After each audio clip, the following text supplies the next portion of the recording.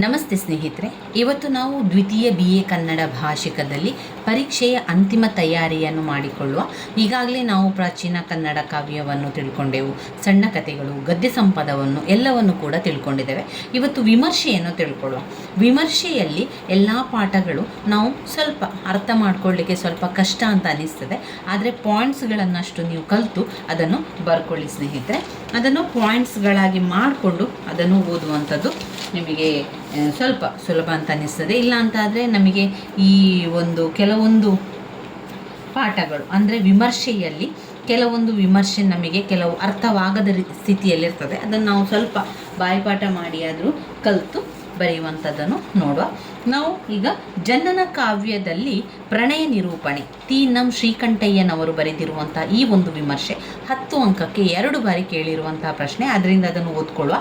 ಜನನ ಕಾವ್ಯಗಳಲ್ಲಿ ಪ್ರಣಯ ನಿರೂಪಣೆ ಪುಟ ಸಂಖ್ಯೆ 128ರಲ್ಲಿದೆ ನೋಡಿ.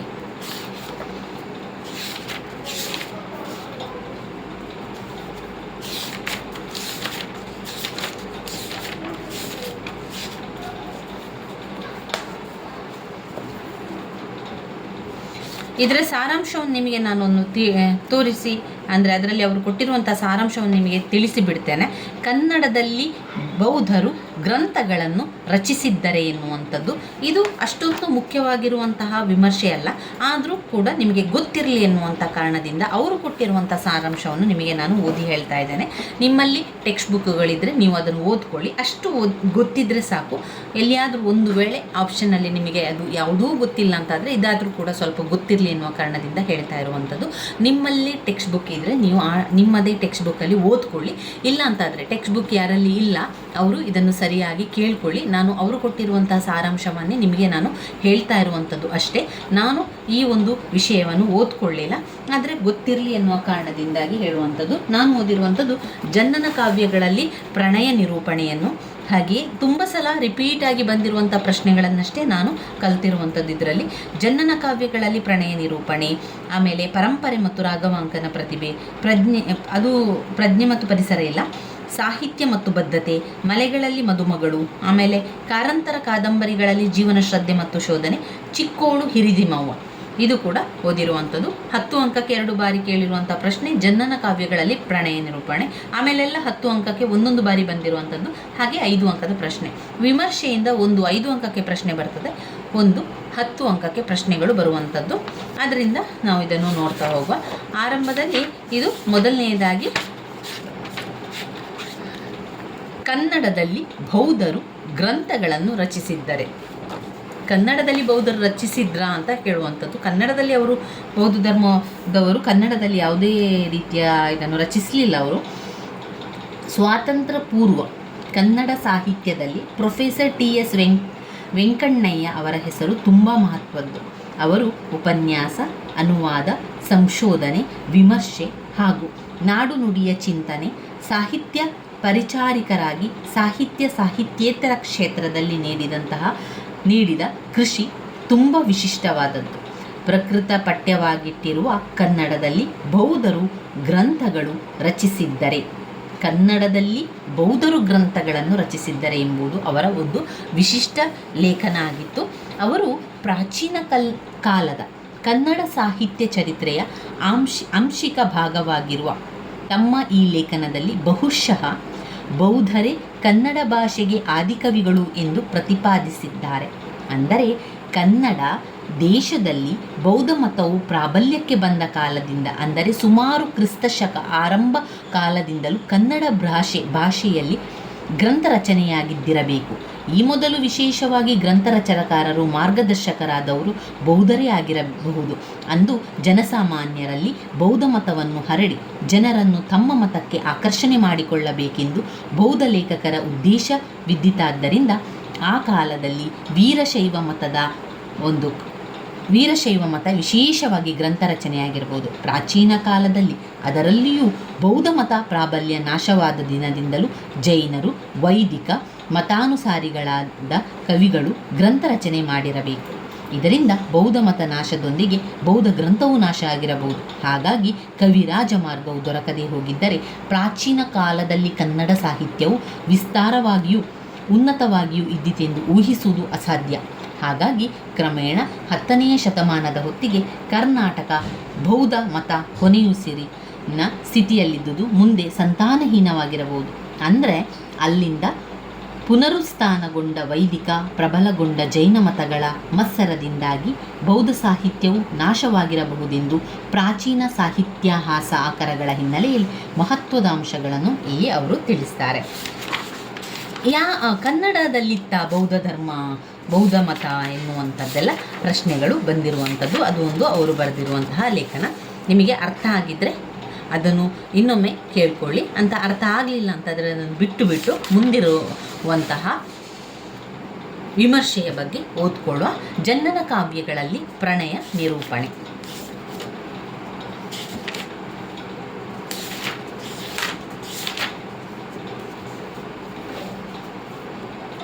ಜನ್ನನ ಕಾವ್ಯದಲ್ಲಿ ಪ್ರಣಯ ನಿರೂಪಣೆ. ಅವರು 2 ಮುಖ್ಯವಾದ ಪ್ರಣಯವನ್ನು ಹೇಳುವಂಥದ್ದು. 4 ರೀತಿಯ ವಿಚಾರಗಳನ್ನು ಇಲ್ಲಿ ನಾವು ಕಾಣ್ಬೋದು. 4 ವಿಭಾಗಗಳನ್ನಾಗಿ ಅವರು ಮಾಡ್ತಾರೆ. ಪ್ರಣಯದ ಪರಿಕಲ್ಪನೆಯ ಸೃಷ್ಟಿ ಅಂತ ಹೇಳ್ತಾರೆ. ಅದರ ಪರಿಣಾಮಗಳ ಹಿನ್ನೆಲೆಯಲ್ಲಿ ಜನ್ನನ ಕಾವ್ಯಗಳ ವಿಶಿಷ್ಟತೆಯನ್ನು ಅವರು ಗ್ರಹಿಸಿದ್ದಾರೆ.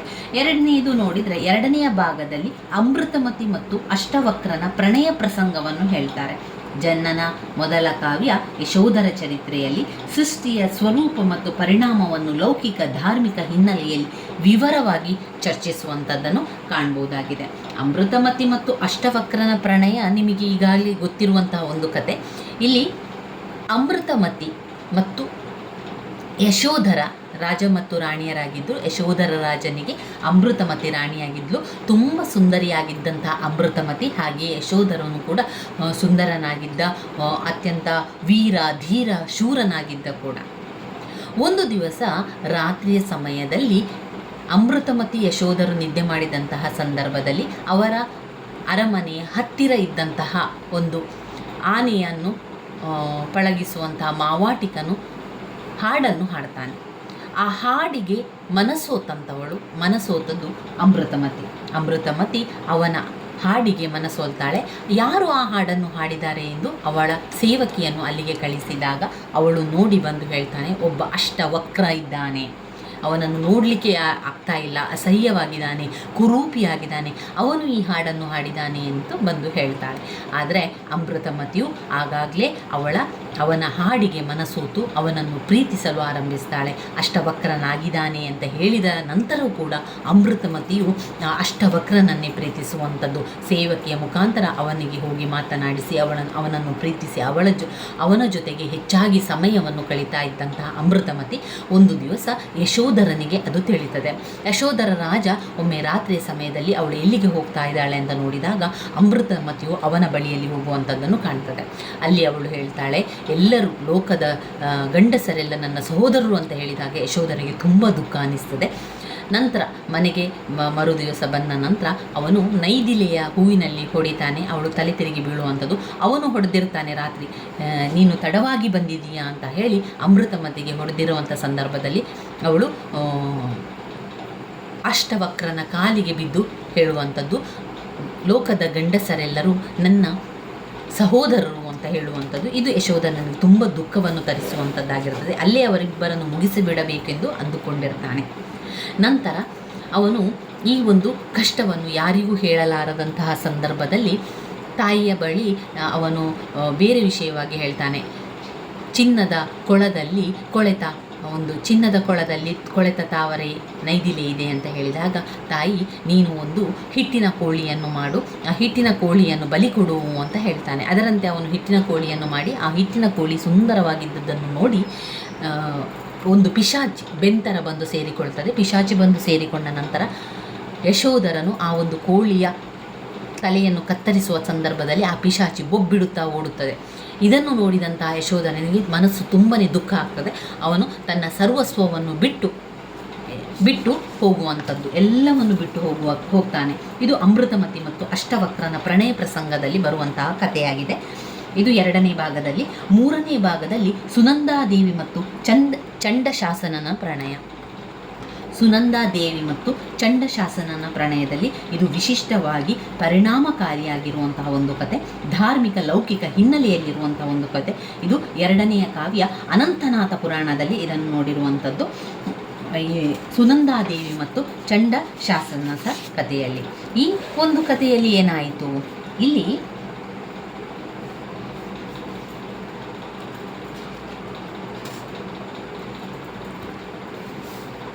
ಸುನಂದಾದೇವಿ ಮತ್ತು ಚಂಡಶಾಸನ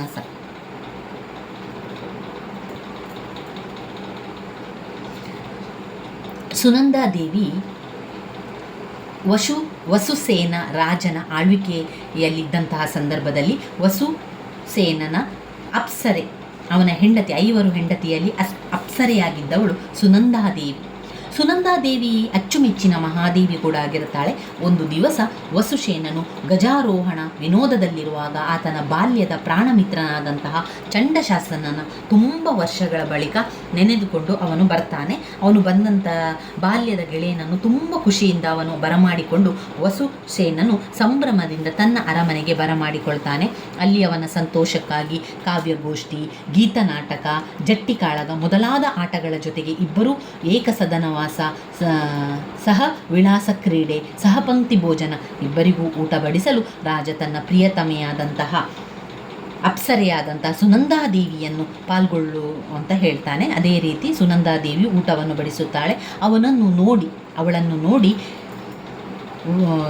ಚಂಡಶಾಸನಿಗೆ ಮನಪರಿವರ್ತನೆಯಾಗಿ ಅವನು ಪ್ರೀತಿಸಲು ಆರಂಭ ಮಾಡ್ತಾನೆ. ಬಳಿಕ ಅಲ್ಲಿ ಸುನಂದನೆಯ ಅಪೂರ್ವ ಲಾವಣ್ಯ, ವಿಳಾಸ, ಪ್ರೌಢಿಮೆಗಳು ಚಂಡಶಾಸನನ ಕಣ್ಣನ್ನು ಕತ್ತಲು ಕವಿದು ಸೂರೆಗೊಳ್ಳುತ್ತದೆ. ಚಂಡಶಾಸನನು ಊಟದ ಪಂಕ್ತಿಯಲ್ಲಿ ಸುನಂದೆ ಊಟ ಬಡಿಸುತ್ತಿರಲು ಅವಳ ಅಂಗದಿಂದ ಸೌಂದರ್ಯಕ್ಕೆ ಮರುಳಾಗಿ ಊಟವನ್ನು ಸರಿಯಾಗಿ ಮಾಡಲಾಗದೆ ಮೇಲೇಳುವನು. ಮೇಲೆ ಹೇಳ್ತಾನೆ. ಅಲ್ಲಿಂದ ಅವನ ಒಂದು ಮೋಹಜ್ವರ ದಿನಕ್ಕೂ ಬೆಳೆದು ಯಾವ ಉಪಚಾರದಿಂದ ತಗ್ಗಿಸಲು ಸಾಧ್ಯವಾಗುವುದಿಲ್ಲ. ಈ ಒಂದು ಅವಸ್ಥೆಯಲ್ಲಿ ಆತ ತನ್ನ ಸಚಿವನಾದ ಸುದರ್ಶನ ಎಂಬವನ ಜೊತೆ ಚಂಡಶಾಸನನು ಈ ಕಡು ನಂಟನ ಸತಿಯ ರೂಪ ಸೋಲಿಸಿತೆನ್ನಂ ರಮಣೀಲೋಚನ ಚುಂಬನಂ ಕಳೆಗುಮೇ ನಟ್ಟಿರ್ದ ಅಂತ ಅವನು ಹೇಳ್ತಾನೆ. ನನಗೆ ತಡ್ಕೊಳ್ಕಾಗ್ತಾ ಇಲ್ಲ, ನಾನು ಅವಳನ್ನು ತುಂಬಾ ಪ್ರೀತಿಸ್ತಾ ಇದ್ದೇನೆ ಅಂತ ಅವನು ಹೇಳ್ತಾನೆ. ಈ ನಡುವೆ ಒಂದು ದಿವಸ ಏನು ಮಾಡ್ತಾನೆ, ವಸುಸೇನ ಮತ್ತು ಚಂಡಶಾಸನ ಇಬ್ಬರು ಬೇಟೆಯ ವಿನೋದಕ್ಕಾಗಿ ಅರಣ್ಯಕ್ಕೆ ಹೋಗ್ತಾರೆ. ಅಲ್ಲಿ ವಸುಸೇನನು ವನವಿಹಾರ ಮಾಡಬಯಸಿ ಭೋಜನಾ ಸಾಮಗ್ರಿಯೊಂದಿಗೆ ನಂದನವನಕ್ಕೆ ಸುನಂದನೆಯನ್ನು ಕೂಡ ಬರಲಿಕ್ಕೆ ಹೇಳಿರ್ತಾನೆ. ಇಂತಹ ಅವಕಾಶಕ್ಕಾಗಿ ಕಾಯುತ್ತಿದ್ದಂತಹ ಚಂಡಶಾಸನ ಬೇಟೆಯ ರಭಸದಲ್ಲಿ ಬೇರೆಯಾಗಿ ಸುನಂದೆ ಬರುತ್ತಿದ್ದ ಹಾದಿಯನ್ನು ಕಾಯ್ದು ಆಕೆಯ ಮಿತ್ರ ಅಂಗರಕ್ಷಕರನ್ನು ಕೊಂದು ಆಕೆಯನ್ನು ತನ್ನ ರಥದಲ್ಲಿರಿಸಿಕೊಂಡು ಅವಳನ್ನು ಕರೆದುಕೊಂಡು ಹೋಗ್ತಾನೆ. ವೇಗದಿಂದ ತನ್ನ ರಾಜ್ಯಕ್ಕೆ ಕೊಂಡು ಹೋಗ್ತಾನೆ. ಹೀಗೆ ಅವಳನ್ನು ಬಂದಿಯನ್ನಾಗಿಸ್ತಾನೆ ಚಂಡಶಾಸನನಲ್ಲಿ ಸುನಂದೆಗೆ ಎಳ್ಳಷ್ಟು ಅನುರಾಗವಿರಲಿ ಅವಳಿ ಇಳಿದು ಅವನು ರಾವಣನು ಕರೆದೊಯ್ದಂತಹ ಸೀತೆಯ ಅವಸ್ಥೆ ಅವಳಿಗೂ ಕೂಡ ಆಗ್ತದೆ. ನಂತರ ಅವಳು ಹೇಳ್ತಾಳೆ, ನನಗೆ ಇದರಲ್ಲೆಲ್ಲ ಯಾವುದರಲ್ಲಿ ಕೂಡ ಆಸಕ್ತಿ ಇಲ್ಲ ಅಂತ ಹೇಳುವಂಥದ್ದನ್ನು ಕೂಡ, ಯಾವುದರಲ್ಲಿ ಕೂಡ ಆಸಕ್ತಿ ಇಲ್ಲ, ನಾನು ಯಾವುದೇ ರೀತಿಯ ಪ್ರೀತಿಗೆ ಒಳಗಾಗಲಿಲ್ಲ ಅಂತ ಅವಳು ಹೇಳ್ತಾಳೆ. ಆದರೂ ಕೂಡ ಯಾವುದಕ್ಕೂ ಕೂಡ ಅವನು ಕಿವಿಯೇ ಹಾಕಿಕೊಳ್ಳುವುದಿಲ್ಲ. ನಿನಗೆ ಪ್ರೀತಿ ಬಂದಾಗ ನನ್ನ ಹತ್ತಿರ ಬಾ ಅಂತ ಅವನು ಹೇಳ್ತಾನೆ. ವಸುಸೇನನು ಬೇಟೆಯನ್ನು ಮುಗಿಸಿ ನಂದನವನಕ್ಕೆ ಹಿಂದಿರುಗಲು ಹೆಂಡತಿ ಮತ್ತು ಗೆಳೆಯರಿಬ್ಬರೂ ಇಲ್ಲದಿರುವುದ ಸುದ್ದಿ ಕೇಳಿ ತುಂಬ ನೊಂದುಕೊಳ್ಳುತ್ತಾನೆ. ಹಾಗೆ ಈ ವಾರ್ತೆಯಿಂದ ರಾಜನಲ್ಲಿದ್ದ ಗಾಢ ಸ್ನೇಹವು ಮಾಯವಾಗಿ ಪ್ರಾಣ ಮಿತ್ರನು ಶತ್ರುವಾಗಿ ಪರಿಗಣಿಸ್ತಾನೆ. ವಸುಸೇನನು ಶತ್ರುವನ್ನು ಘಾತಿಸಿ ಪ್ರಿಯತಮೆಯನ್ನು ಬಿಡಿಸಿ ತಂದ ಹೊರತು ಮಂತ್ರಾಲೋಚನೆಯು ಬೇಡವೆಂದು ಧಿಕ್ಕರಿಸುವನು. ಹಾಗೆ ಚಂಡಶಾಸನನ ದುರ್ಗದ ಮೇಲೆ ಮಿಂಚಿ ವೇಗದಿಂದ ದಂಡೆತ್ತಿ ಹೋಗಿ ಘೋರ ಯುದ್ಧ ನಡೆಸುವನು. ಆದರೆ ಆ ದಿನದ ಯುದ್ಧ ಹೇಗೋ ಆತನ ಸೈನಿಕರು ಕಡೆಯುವರು. ಹಾಗಾಗಿ ಆ ಸಂಜೆಯಲ್ಲಿ ಚಂಡಶಾಸನನು ಟಿವಿಯಿಂದ ಅಲಂಕಾರ ಮಾಡಿಕೊಂಡು ಸೆರೆಯಲ್ಲಿದ್ದ ಸುನಂದನೆಯನ್ನು ಸಲಿಗೆಯ ಮಾತುಗಳಿಂದ ಒಲಿಸಿಕೊಳ್ಳಲು ಪ್ರಯತ್ನಿಸುವನು. ಆದರೆ ಏನಾಗ್ತದೆ, ಅಲ್ಲಿ ಅವಳು ಹೇಳ್ತಾಳೆ,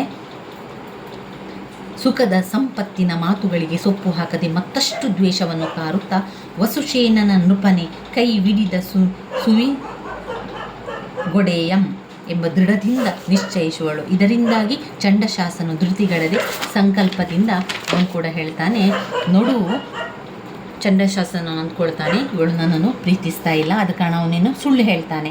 ಆ ಒಂದು ಯುದ್ಧದಲ್ಲಿ ವಸುಸೇನನನ್ನು ಕೊಂದನೆಂದು ಸುಳ್ಳು ಸುದ್ದಿಯನ್ನು ಹಬ್ಬಿಸಿ ಒಬ್ಬ ಐಂದ್ರಜಾಲಿಕನ ಮಾಯೆಯಿಂದ ಸೃಷ್ಟಿಸಿದ ವಸುಸೇನನ ತಲೆ ಇದೆಂದು ಸುನಂದೆಗೆ ತೋರಿಸುತ್ತಾಳೆ. ಆ ತಕ್ಷಣ ಅದನ್ನು ನೋಡಿದ ತಕ್ಷಣ ಪತಿ ತೀರಿ ಹೋದನೆಂದು ಭಾವಿಸಿ ನೊಂದಂತಹ ಸುನಂದೆ ತಟ್ಟನೆ ಮಾತಿಲ್ಲದೆ ಒಂದು ಕ್ಷಣ ತಡ ಮಾಡದೆ ಪ್ರಾಣವನ್ನು ತೊರೆಯುತ್ತಾಳೆ. ಆದರೆ ಈ ಉಪಾಯ ಸುನಂದೆಯ ಮೇಲೆ ಇಷ್ಟೊಂದು ಪರಿಣಾಮ ಬೀರಬಹುದೆಂದು ಚಂಡಶಾಸನನು ಭಾವಿಸೇ ಇರಲಿಲ್ಲ. ಇದರಿಂದಾಗಿ ಆತನು ತಾನೊಂದು ಬಗೆದರೆ ದೈವವೊಂದು ಬಗೆಯಿತು ಎಂದು ಶೋಕಸಾಗರದಲ್ಲಿ ಮುಳುಗುವನು. ಅವಳ ಮರಣದಿಂದ ಉರಿದು ಬೇಯುವನು. ಅವಳ ಶವದ ಮೇಲೆ ಬಂದು ಬಿದ್ದು ಅಪ್ಪಿಕೊಂಡು ಮೂರ್ಛೆ ಹೋಗುವನು. ಬಳಿಕ ಮೂರ್ಛೆಯಿಂದ ಎಚ್ಚರವಾಗಿ ಜನ್ಮಾಂತರಲಾದರೂ ಅವಳ ನಿತ್ಯ ಸಂಘವು ಮಾಡುವುದಾಗಿ ಶಪಥ ಮಾಡಿ ಹೊಗೆಯ ಮಂಟಪದಲ್ಲಿ ಉರಿಯ ಹಾಸಿಗೆಯ ಮೇಲೆ ತನಗೆ ಸುನಂದೆಯೊಡನೆ ಪ್ರಥಮ ಸಮಾಗಮ ಎಂದು ಚಿತೆಯೇರಿ ಪ್ರಾಣ ಕಳೆದುಕೊಳ್ಳುವನು. ಆದರೆ ಇನ್ನೊಂದೆಡೆ ವಸುಸೇನನು ಈ ವಾರ್ತೆಯನ್ನು ಕೇಳಿ ಸ್ತಂಭೀಭೂತನಾಗಿ ದುಃಖಿಸಿ, ಇನ್ನು ಇನಿಯಳು ಹೋದ ಮೇಲೆ ನಾನು ಯಾವ ನಲ್ಲಿಗಾಗಿ ಕಾಯಬೇಕು, ಯಾವ ಶತ್ರುವನ್ನು ಕೊಲ್ಲಬೇಕು ಎಂದು ಭಾವಿಸಿ ಅವನು ತಪಸ್ಸಿಗೆ ತೆರಳುವನು. ಈ ರೀತಿಯಾಗಿ ಕತೆ ಇರುವಂಥದ್ದು. ಇದರಲ್ಲಿ ಸುನಂದಾದೇವಿ ಮತ್ತು ಚಂಡಶಾಸನ ಪ್ರಣಯ ಎರಡನೇ ಭಾಗದಲ್ಲಿ, ಮೂರನೇ ಭಾಗದಲ್ಲಿರುವಂಥದ್ದು. ಮೊದಲ ಭಾಗ ಪ್ರಣಯದ ಪರಿಕಲ್ಪನೆಯನ್ನು ಅವರು ಹೇಳ್ತಾರೆ. ಎರಡನೇ ಭಾಗದಲ್ಲಿ ಅಮೃತಮತಿ ಮತ್ತು ಅಷ್ಟವಕ್ರನ ಪ್ರಣಯ ಇಲ್ಲಿ ಗೊತ್ತಾಗ್ತದೆ. ಅದಾದ ನಂತರ ಸುನಂದಾದೇವಿ ಮತ್ತು ಚಂಡಶಾಸನನ ಪ್ರಣಯ ನಾಲ್ಕನೇ ಭಾಗದಲ್ಲಿ ಜನ್ನನ 2 ಕಾವ್ಯಗಳಲ್ಲಿ ವ್ಯಕ್ತವಾಗಿರುವ ಪ್ರಣಯ ಪ್ರಸಂಗಗಳನ್ನು ತೌಲನಿಕವಾಗಿ ಅವಲೋಕಿಸಲಾಗಿದೆ. ಇವಿಷ್ಟು ವಿಚಾರ ಇದರಲ್ಲಿ ಬರುವಂಥದ್ದು.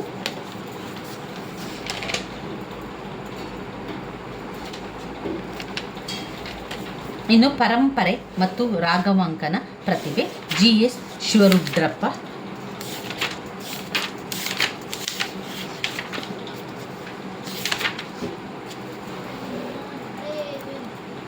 ಇಲ್ಲಿ ನಾವು ಸಾರಾಂಶದಲ್ಲಿ ಕೆಲವೊಂದು ಪಾಯಿಂಟ್ಸನ್ನು ಮಾಡಿಕೊಂಡು ಆ ಪಾಯಿಂಟ್ಸ್ಗಳನ್ನು ಕಲ್ತ್ಕೊಳ್ಬೇಕಾಗ್ತದೆ. ಇಲ್ಲಿ ಪರಂಪರೆ ಮತ್ತು ವಿಮರ್ಶೆ, ಯಾವ ವಿಮರ್ಶೆ ಇದು? ವಿಮರ್ಶೆಯಲ್ಲಿ ಎಲ್ಲವೂ ಒಂದು ಸ್ವಲ್ಪ ಅರ್ಥವಾಗದ ರೀತಿಯಲ್ಲಿರುವಂಥದ್ದು, ಆದರೂ ಕೂಡ ನಾವು ಕೆಲವೊಂದನ್ನು ಬಾಯ್ಪಾಠ ಮಾಡಿ ಕಲ್ತುಕೊಳ್ಬೇಕಾಗ್ತದೆ. ಇನ್ನು ಕೆಲವೊಂದು ಸ್ವಲ್ಪ ಸ್ವಲ್ಪ ಅರ್ಥ ಆಗಿರ್ತದೆ, ಅದನ್ನಷ್ಟು ಓದಿದರೆ ಸಾಕು, ಹೆಚ್ಚು ಚಿಂತೆಯನ್ನು ಮಾಡಬೇಡಿ. ಎಷ್ಟು ಗೊತ್ತಿದೆ ಅಷ್ಟು ಬರೆದು ಬನ್ನಿ. ಪರಂಪರೆ ಮತ್ತು ರಾಘವಾಂಕನ ಪ್ರತಿಭೆಯಲ್ಲಿ GS ಶಿವರುದ್ರಪ್ಪನವರು ಪರಂಪರೆ ಮತ್ತು ರಾಘವಾಂಕನ ಪ್ರತಿಭೆ ಎಂಬುದು ಒಂದು ವಿಮರ್ಶೆಯಾಗಿದೆ. ಲೇಖನಗಾರರು ಮೊದಲು ಹರಿಹರ ರಾಘವಾಂಕ ಕವಿಗಳು ಹಿಂದಿನ ಕನ್ನಡ ಸಾಹಿತ್ಯ ಪರಂಪರೆಯನ್ನು ಜೀರ್ಣಿಸಿಕೊಂಡು ರಗಳೆ ಮತ್ತು ಷಡ್ಬದಿಗಳೆಂಬ ಹೊಸ ಪರಂಪರೆಯ ಹರಿಕಾರರಾಗಿ ವಿಶಿಷ್ಟ ಕಾಣಿಕೆಗಳನ್ನು ನೀಡಿದರೆಂದು ಚಿಂತಿಸಿದ್ದರೆ, ಲೇಖನದ 2ನೇ ಹಂತದಲ್ಲಿ ಹರಿಹರ ರಾಘವಾಂಕ ಕವಿಗಳು 13ನೇ ಶತಮಾನದಲ್ಲಿ ಇಳಿಮುಖ ಅವಸ್ಥೆಯಲ್ಲಿದ್ದ ವೀರಶೈವ ಧರ್ಮ ಸಾಹಿತ್ಯವನ್ನು ಪುನಃ ಹಿಂದಿನ 12ನೇ ಶತಮಾನದ ವೈಭವಕ್ಕೆ ಮರುಕಳಿಸುವ ಹಂಬಲ ಹವಣಿಕೆಯಿಂದ ಪಂಪ ರನ್ನಾದಿಗಳಂತೆ ಭಿನ್ನವಾಗಿ 12ನೇ ಶತಮಾನದ ಐತಿಹಾಸಿಕ ವಚನಗಾರರನ್ನೇ ಕಾವ್ಯದ ಪೌರಾಣಿಕ ನಾಯಕರನ್ನಾಗಿ ರೂಪಿಸಿಕೊಂಡು ಅದರ ಬಗ್ಗೆ ಆಲೋಚಿಸಿದ್ದಾರೆ. ಇನ್ನು 3ನೇ ಭಾಗದಲ್ಲಿ ಪಂಪ ರನ್ನಾದಿಯ ಕವಿಗಳು ಬದುಕನ್ನು ಲೌಕಿಕ ಆಗಮಿಕ ಎಂದು ನೋಡುವ ದೃಷ್ಟಿಯಿಂದ 2 ಬಗೆಯ ಕಾವ್ಯಗಳನ್ನು ಸೃಷ್ಟಿಸಿದ್ದಾರೆ. ಹರಿಹರ ರಾಘವಾಂಕ ಕವಿಗಳು 12ನೇ ಶತಮಾನದ ವಚನಗಾರರು. ಇನ್ನು ರಗಳೆಯ ಬಗ್ಗೆ ಹೇಳುವುದಾದರೆ, ರಗಳೆಯ ಪರಂಪರೆಯ ಹಾದಿಯನ್ನು ತುಳಿಯದೆ ಆತನ ವಸ್ತುವಿಗೆ ಬದ್ಧವಾಗಿ ಷಟ್ಬದಿ ಎಂಬ ಹೊಸ ಪರಂಪರೆಯ ಹರಿಕಾರನಾಗಿದ್ದಾನೆಂದು ಚಿಂತಿಸಿದೆ. ಅಂತಿಮವಾಗಿ ಹರಿಹರನು ಮನುಜರ ಮೇಲೆ, ಸಾವವರ ಮೇಲೆ, ಕನಿಷ್ಠರ ಮೇಲೆ ಕಾವ್ಯ ಬರೆಯುವುದಿಲ್ಲ ಅಂತ ಅವನು ಘೋಷಿಸಿದ್ದ. ಆದರೂ ರಾಘವಾಂಕನು ಹರಿಶ್ಚಂದ್ರ ಕಾವ್ಯವನ್ನು ಬರೆದು ಹರಿಹರನ ಅವಕೃಪೆಗೆ ಒಳಗಾಗಿ 5 ಶಿವಪಂಚಕಾವ್ಯಗಳಾದ ಸಿದ್ಧರಾಮಚರಿತ್ರೆ, ಅದನ್ನೇ ನೀವು 5 ಪಾಯಿಂಟ್ಸ್ ಆಗಿ ತಗೊಳ್ಳಿ. ಸಿದ್ಧರಾಮಚರಿತ್ರೆ, ಸೋಮನಾಥ ಚರಿತೆ, ವೀರಶೈವ ಚರಿತೆ, ಶರಬೇಶ್ವರ ಚರಿತೆ, ಹರಿಹರ ಮಹಾತ್ಮೆ. ಸಿದ್ಧರಾಮಚರಿತೆ, ಸೋಮನಾಥ ಚರಿತೆ, ವೀರೇಶ್ವರ ಚರಿತೆ, ಶರಭೇಶ್ವರ ಚರಿತೆ, ಹರಿಹರ ಮಹಾತ್ಮೆಯನ್ನು ರಚಿಸಬೇಕಾಯಿತು. ಇದರಲ್ಲಿ ಪಾಯಿಂಟ್ಸ್ ರೀತಿಯಲ್ಲಿ ಹಾಗಾದರೆ 1 ಪಾಯಿಂಟ್ಸ್ ಸಾತ್ವಿಕ ನಿಷ್ಠೆಯನ್ನು ಬಯಸುವಂಥದ್ದು. 2 ಕಾವ್ಯ ತಾಮಕಾಂಶವನ್ನು ಕಾಣಿಸಿದೆ. 3 ಪೌರಾಣಿಕ ಅಂಶಗಳಿಗೆ ಹೆಚ್ಚು ಒತ್ತು ನೀಡಿದೆ. ಹರನೆಂಬುದೇ ಸತ್ಯ, ಸತ್ಯವೇ ಹರ ಎಂಬ ಮೌಲ್ಯ ನಿಷ್ಠೆ ಇದೆ. ಈ 3 ಪಾಯಿಂಟ್ಸ್ಗಳನ್ನು ಇದರಲ್ಲಿ ತಗೊಳ್ಳಿ ಸ್ನೇಹಿತರೆ. ಅಷ್ಟು ಮಾಡಿ ಓದಿಕೊಂಡ್ರೆ ಸಾಕು. ಆ ಒಂದು ಪಾಯಿಂಟ್ಸ್ಗಳನ್ನ ನೆನಪಲ್ಲಿ ಇಟ್ಕೊಳ್ಳಿ. ಆಮೇಲೆ ಅಲ್ಲಿ ಶಿವಪಂಚಕ ಕಾವ್ಯಗಳನ್ನು ನೆನಪಲ್ಲಿ ಇಟ್ಕೊಳ್ಳಿ. ಶಿವಪಂಚಕ ಇದು ಸಿದ್ಧರಾಮ ಚರಿತೆ, ಸೋಮನಾಥ ಚರಿತೆ, ವೀರೇಶ್ವರ ಚರಿತೆ, ಶರಭೇಶ್ವರ ಚರಿತೆ, ಹರಿಹರ ಮಹಾತ್ಮೆ. ಈ 5 ಶಿವಪಂಚಕಗಳು. ಆಮೇಲೆ ಅದರಲ್ಲಿ ಬರುವಂತಹ ಕಾವ್ಯ ಸಾತ್ವಿಕ ನಿಷ್ಠೆ, ಆಮೇಲೆ ಕಾವ್ಯ ತಾಮಕಾಂಶ, ಆಮೇಲೆ ಪೌರಾಣಿಕಾಂಶ. ಈ 3 ಪಾಯಿಂಟ್ಸ್ಗಳನ್ನು ಬರೆದು ವಿವರಿಸಿದರೆ ಆಯಿತು. ಇನ್ನು ನಾವು ನೋಡುವುದಾದರೆ ಪ್ರಜ್ಞೆ ಮತ್ತು ಪರಿಸರ, UR ಅನಂತಮೂರ್ತಿ, ಅದು ಬೇಡ. ಇನ್ನು ನಾವು ಓದುವುದಂತೂ ಸಾಹಿತ್ಯ ಮತ್ತು ಬದ್ಧತೆಯನ್ನು ಓದ್ಕೊಳ್ಳುವ. ಆಮೇಲೆ ಮಲೆಗಳಲ್ಲಿ ಮದುಮಗಳನ್ನು ಓದ್ಕೊಳ್ಳುವ. ನಾವು ಇದರಲ್ಲಿ ಪಾಯಿಂಟ್ಸ್ಗಳನ್ನು ನಾವು ಮಾಡಿಕೊಂಡು ಓದಬೇಕು. ಆದರೆ ಮಾತ್ರ ತುಂಬಾ ಸುಲಭ ಅಂತ ಅನಿಸ್ತದೆ ಅದು ಸಾಹಿತ್ಯ ಮತ್ತು ಬದ್ಧತೆ.